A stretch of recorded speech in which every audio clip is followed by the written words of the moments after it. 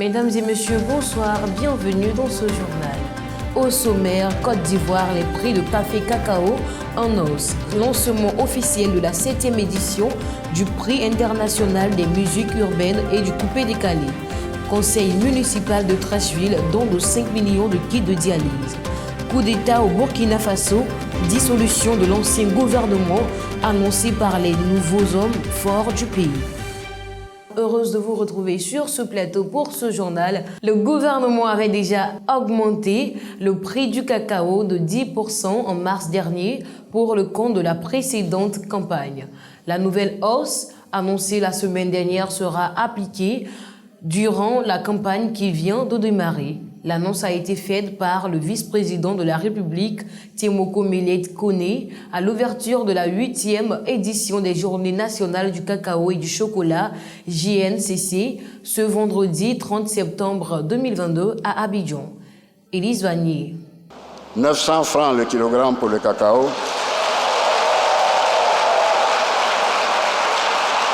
Pour la campagne principale 2022-2023, 750 francs le kilo pour le café au titre de la campagne 2022. Pour la campagne 2022-2023 du cacao et du café, le prix Boychon du kilogramme de cacao est fixé à 900 francs contre 825 francs pour la campagne précédente. Il connaît une hausse de 75 francs. Quant au prix Boychon du kilogramme de café, il est fixé à 750 francs par kilogramme contre 700 francs par kilogramme pour la campagne précédente. Il est en hausse de 50 francs. Ainsi, le vice-président a répété aux braves paysans producteurs de café cacao le soutien du président de la République Alassane Ouattara, dont l'ambition demeure de leur assurer un revenu toujours croissant. Ainsi, pour sa part, Yves Brahima Koné, DGA du Conseil Café Cacao, a fait le bilan de la campagne écoulée. Le ministre de l'État, ministre de l'Agriculture et du Développement rural, M. Kobena Kwasi Adjoumani, a indiqué pour sa part que les Journées nationales du cacao et du chocolat, JNCC 2022, se tiennent dans un contexte mondial marqué par la crise russo-ukrainienne qui touche tous les marchés agricoles. Enfin, les présidents des coopératives ont exprimé leur gratitude face à cette hausse de prix. Rappelons que la 8e édition des Journées nationales du cacao et du chocolat, JNCC, qui s'est tenue du 30 septembre au 2 octobre 2022, était placée sous le thème de transformation locale du cacao, opportunités pour les artisans chocolatiers. En toute chose, on cherche toujours l'idéal. Mais déjà, 900, c'est bon à prendre. L'année passée, on avait 825. Cette année, on a 900 francs au kilogramme. C'est salutaire. Des efforts sont véritablement faits pour que le producteur ait un revenu meilleur. Chaque année, on va de surprise en surprise. En tout cas, pour cette année, seulement, on ne s'attendait pas à ce prix. Et je crois que cette volonté politique est salutaire. Je tenais à dire merci, particulièrement au président Alassane Ouattara, qui ne cesse de faire des efforts pour le monde paysan. La 7e édition du prix international des musiques urbaines et coupé-décalé Prix-Mood va se tenir le 6 novembre 2022 dans un complexe hôtelier. Une cérémonie qui vise à célébrer les acteurs du monde culturel ivoirien. Les précisions avec Grace Kako. Le 6 novembre prochain, le Sofitel Hôtel Ivoire sera l'hôte de la 7e édition de cette cérémonie de distinction des acteurs du monde culturel, qui succédera donc l'artiste Kérosène vainqueur de l'édition précédente. Ils sont au total 500 artistes répartis dans 29 catégories qui ont été retenus selon le commissaire Soumaoro Mori. 6 genres musicaux signent leur retour dans la compétition dont la musique tradie moderne. Le vainqueur de cette édition repartira avec une villa de 200 millions de francs CFA et bien d'autres récompenses. Les artistes qui sont nommés, c'est les professionnels du showbiz qui les nomment. Quand on parle maintenant de qui gagne, 20% par Internet, 40% par SMS, 40% les membres du jury qui sont découverts que le jour de la cérémonie. Avant d'aller dans les prix, tous les artistes sont cette année qui sont nominés sans avoir gagné, ont gagné déjà une assurance de 1 an.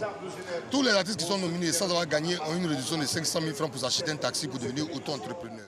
C'est une façon de reconnaître qu'en Côte d'Ivoire, la musique traditionnelle moderne a sa place sur le plan national et même international. Conseil municipal Treichville face au coût élevé du traitement de l'insuffisance rénale dans notre pays. Les collectivités volent au secours des malades. C'est le cas du conseil municipal de Treichville qui a offert Récemment, 5 millions de francs CFA de kits de dialyse à l'association des dialysés. La cérémonie de remise s'est tenue à la salle de mariage Auguste Denise de la municipalité. Wilfried Ekoué. Les malades de l'insuffisance rénale, membres de l'association des dialysés de Treichville, peuvent pousser un ouf de soulagement. Mercredi 28 septembre dernier, des kits de dialyse d'une valeur de 5 millions de francs CFA leur ont été offerts par la municipalité. La présidente de l'association des dialysés s'est réjouie quant à elle du don offert par la municipalité de Treichville en faveur des malades de l'insuffisance rénale. Ça va apporter beaucoup aux patients, beaucoup. Ça va beaucoup les aider par rapport aux dépenses, tout ça. Je tiens à dire merci au maire François Albert Amicia pour tout ce qu'il fait pour nous. Présents à cette cérémonie, les spécialistes de cette maladie et plusieurs structures partenaires à la commune de Treichville ont affirmé leur point de vue. Nous connaissons les principales causes de l'insuffisance rénale. Il y a l'hypertension, il y a le diabète, il y a les maladies infectieuses et parasitaires, les maladies virales telles que le VIH. Il y a toutes ces maladies dont je viens de parler. Nous les connaissons, elles peuvent être prévenues, elles peuvent être traitées. Donc, la prévention est la première des choses. Un partenariat que le premier magistrat de la commune souhaite voir se perpétrer et en s'améliorant. Sachant que le meilleur remède est sans doute la prévention, le maire attend multiplier les caravanes de sensibilisation, d'information et aussi travailler à accroître l'enveloppe budgétaire prévue pour aider les malades de l'insuffisance rénale. Depuis quelques années, on sait, même si nous sommes montés d'un taux de paupérisation, nous étions à plus de 51%. Aujourd'hui, nous sommes autour de 39%, mais quand même une bonne partie de la population n'a pas les moyens nécessaires pour se soigner efficacement. Et c'est pour cela qu'aujourd'hui, nous mettons à votre disposition ces kits d'une valeur de 5 millions. Il y a encore 5 autres millions qui seront mis en route avant la fin de l'année, puisque dans le budget de cette année, nous avions prévu 10 millions pour les insuffisants rénaux.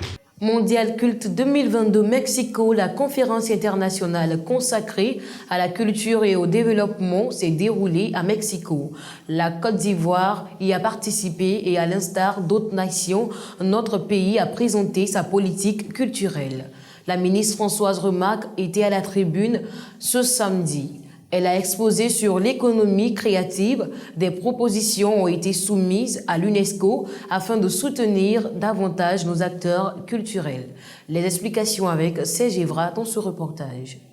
Mondial Culte 2022 a eu lieu du 28 au 30 septembre 2022 au Mexique. C'est aussi des panels, des tables rondes et des ateliers, mais également le lieu d'expression des politiques locales de développement de la culture. À la tribune de ce Mondial Culte, intervenant sur le thème « L'avenir de l'économie créative », la ministre ivoirienne de la culture et de la francophonie, Françoise Remacle, a présenté le potentiel ivoirien en termes de créativité. Pour la ministre, afin de répondre à la problématique de la culture face au marché et considérant que la culture est un bien public, elle propose. Et considérant que la culture est un bien public, nous proposons que l'UNESCO engage une réflexion avec ses pays membres pour la mise en place d'un fonds d'acquisition des œuvres à leur profit. Ce fonds permettrait une circulation de biens et services culturels de manière plus équitable. Notre pays, la Côte d'Ivoire, est une terre de créativité et de formation. Elle est riche de 60 groupes ethniques et de ses 529 festivals qui constituent une source d'inspiration permanente. Notre jeunesse culturelle est créative, connectée, consciente des enjeux autour du développement durable. Au-delà de l'art contemporain, notre jeunesse s'exprime également dans tous les secteurs des ICC. Cette tribune a été l'occasion pour elle de rappeler la volonté politique du président de la République, Alassane Ouattara, de redonner à la culture toute sa place dans le développement de la nation.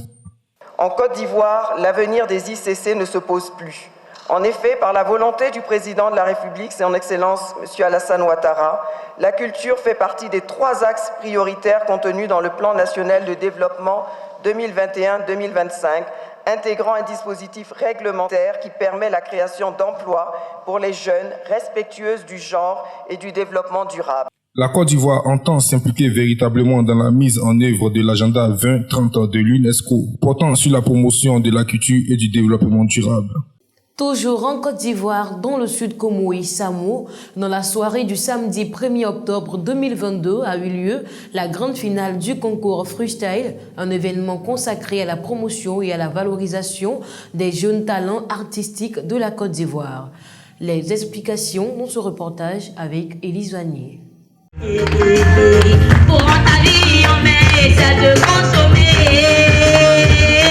Sur le thème Jeunesse sans alcool, jeunesse responsable, la grande finale de cette deuxième édition du concours freestyle, organisée par la radio Samo, première web radio du Sud Comoé, sise à Samo, avait pour but de sensibiliser la jeunesse à une prise de conscience à l'égard de la consommation abusive de l'alcool. Et c'est le collège Les Étoiles de Samo que s'est déroulée cette finale. Débuté aux environs de 17h, cet événement haut en couleur était meublé de plusieurs activités, dont la série des allocutions, suivie de celle des 5 candidats finalistes, dont NK Emile, Haris le Sultan, JS Sherbouk, El Malika, le Achor, et aussi des prestations de certains artistes tels que Chou Papi, le groupe VC3, les Frérots et bien d'autres. Monsieur Maurice Akpali, directeur général de la radio Samo, Monsieur Niamke Honoré, représentant Nana Otron Jean-Baptiste, chef du village de Samo, et d'autres personnalités étaient présents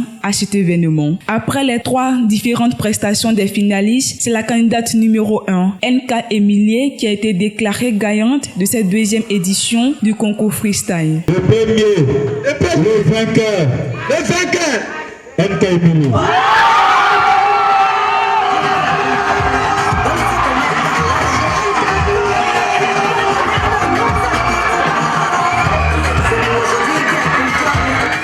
Le Achor classé 2e, El Malika classé 3e, JS Sherbouk classé 4e et Haris le Sultan classé 5e. Comme récompense, la première a reçu un trophée, une enveloppe plus la production d'une chanson qui sera produite par le groupe RS Prod. Le deuxième a reçu une enveloppe plus la production d'une chanson qui sera également produite par le groupe RS Prod, suivi des 3 autres candidats qui ont reçu des enveloppes. C'est donc dans une ambiance de joie et de gaieté que cette finale a pris fin.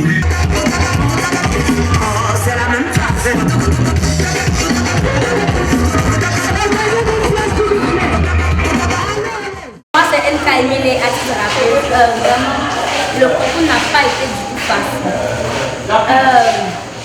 J'étais en face des adversaires très coriaces. Mais par la grâce de Dieu, je suis sortie du milieu. Ce soir, je suis très heureuse, très contente. Et en plus de ça, j'aimerais remercier la radio Samo qui m'a donné l'opportunité de participer à ce concours et d'être la gagnante. J'aimerais remercier aussi mes parents qui m'ont toujours soutenu jusqu'à aujourd'hui. J'aimerais remercier aussi le groupe VC3, mon manager, qui m'a jamais abandonné, qui m'ont tout donné. Merci. Je suis aussi moi, Satan Franco, petit chanteur à faire. Bon, je suis vraiment content de cette compétition, d'avoir participé tout et tout. Je remercie la radio Samo de m'avoir donné une chance. Et puis, je les remercie aussi. Et c'est grâce à eux que tous ces gens ici me connaissent maintenant. Donc, j'ai été deuxième et puis, bon, NK Emilie, c'est mon collègue. Donc, ça revient au même. Si elle a gagné, j'ai gagné, ça revient au même. Et il y a non fait fixe, moi et elle, bientôt ça vient. Et puis le clip, ça sera fait à Benoît Samo. Donc vous êtes tous invités, c'est moi, ça bouge pas. La deuxième édition du concours freestyle organisé par la Sport, avec 5 finalistes.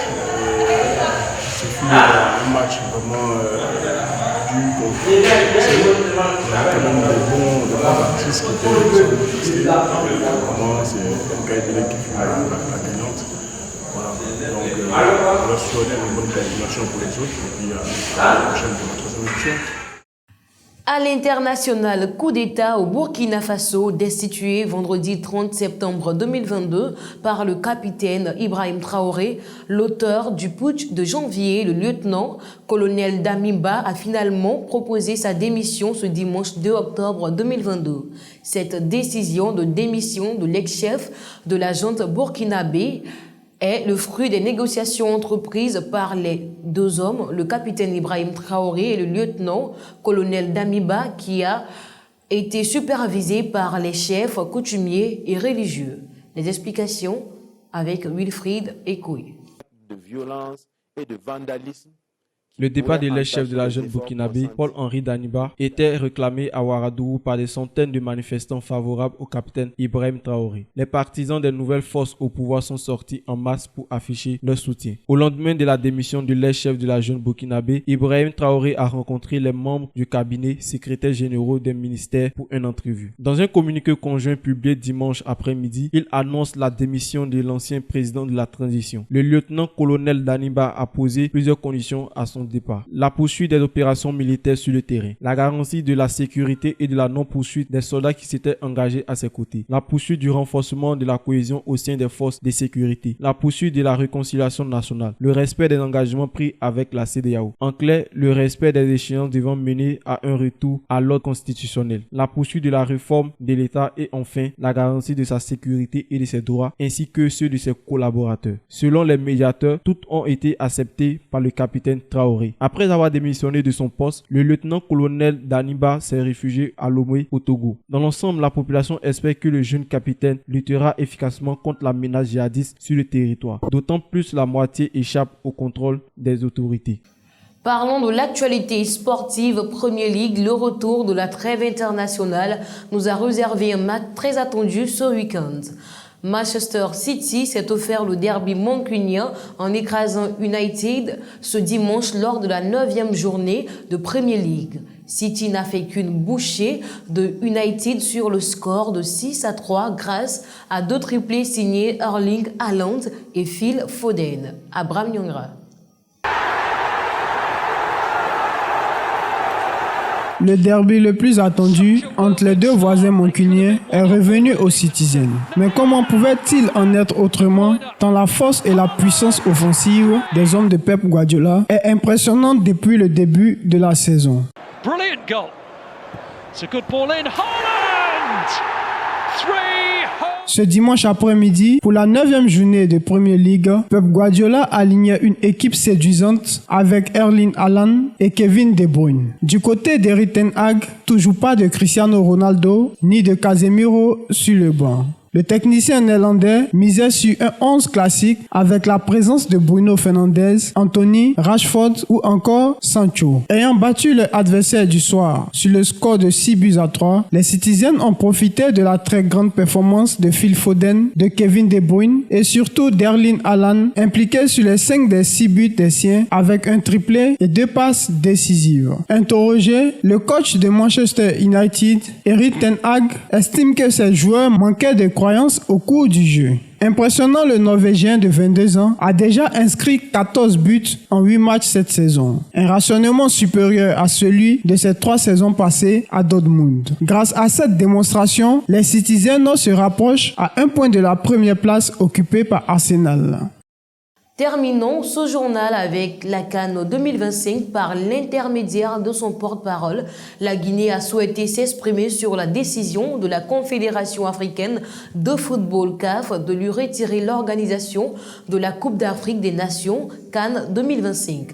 Les explications avec Abraham Nyongra. La CAF a annoncé vendredi soir le retrait de la CAN 2025 à la Guinée. Parce qu'en état actuel, les infrastructures et les équipements ne sont pas adaptés ni prêts pour que la CAF puisse accueillir la CAN. Quant au ministre des Sports guinéen, Lassana Béa Diallo, a souhaité s'exprimer sur la décision de la Confédération africaine de football de lui retirer l'organisation de la Coupe d'Afrique des Nations 2025. Et nous avons effectivement entendu beaucoup de bruit qui disait qu'effectivement qu'il était possible que cette CAN 2025 ne soit pas organisée en Guinée. Et que le deadline dans lequel on était ne nous permettrait jamais effectivement d'organiser cet événement. Et je l'ai dit aussi, c'est vrai qu'il y avait beaucoup de pays qui sont candidats pour organiser cet événement. Et c'est vrai que si on s'est inscrit dans une dynamique quand on est arrivé le 5 septembre, c'était effectivement qu'on pensait que c'était un facteur de développement pour un pays. Et si nous avons aussi, avec le Premier ministre, convaincu le président de prendre un décret pour en faire une priorité nationale, c'est parce que nous pensons qu'effectivement, la dynamique dans laquelle est cette transition, nous devons montrer aux Guinéens que l'impossible est possible. On devait montrer à cette génération, à ces jeunes, qui font souvent le choix de quitter ce continent, de mourir en Méditerranée, d'être esclaves en Libye, d'arriver en Occident et de voir aucun avenir pour eux, que quand on décide de faire quelque chose, ici, on peut le faire. Et donc, c'est vrai qu'on n'a rien pour nous aujourd'hui, pour nous permettre effectivement de donner des arguments au président de la CAF et pour le convaincre, pour dire que demain, on sera prêt pour cette CAF 2025. Dans le même temps, l'Algérie s'est déjà portée candidate, tandis que le Sénégal, le Maroc et le Nigeria seraient eux aussi intéressés d'accueillir cette fameuse édition sur le sol. C'était tout pour les informations de ce journal. À présent, le rappel des titres. Côte d'Ivoire, les prix de café cacao en hausse. Lancement officiel de la 7e édition du prix international des musiques urbaines et du coupé-décalé. Conseil municipal de 13 villes dont de 5 millions de kits de dialyse. Mondial culte 2022 Mexico, les propositions de la Côte d'Ivoire. Coup d'État au Burkina Faso, dissolution de l'ancien gouvernement annoncé par les nouveaux hommes forts du pays. Premier League, Manchester City explose Manchester United dans le derby. Cannes 2025, la Guinée réagit à la décision de la CAF de lui retirer l'organisation.